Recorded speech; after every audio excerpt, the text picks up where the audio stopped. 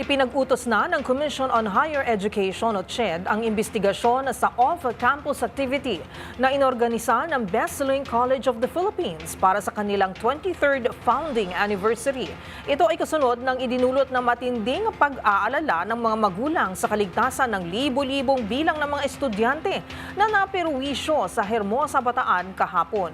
Ayon kay CHED Chairman Popoy de Vera, inatasan na niya si CHED NCR Regional Director Jimmy Catanes para imbestigahan ang panibagong kaso na kinakasangkutan ng Besling College. Batay sa viral na reklamo ng mga magulang at estudyante ng Besling na idinaan sa social media, na uwi sa aberya ang dapat sana ay masayang aktibidad dahil sa pinaglakad ng mahigit 2 oras sa gitna ng alanganing oras kagabi dahil wala ng bus na susundo sa kanila pabalik ng Metro Manila.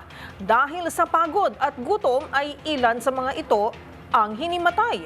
Una na rin nagbabala ang QC Government o Quezon City Government sa Besling na kailangan sundin nito ang mga tamang protokol sa kaligtasan upang maprotektahan ang mga estudyante at maiwasan ang abala at pag-aalala.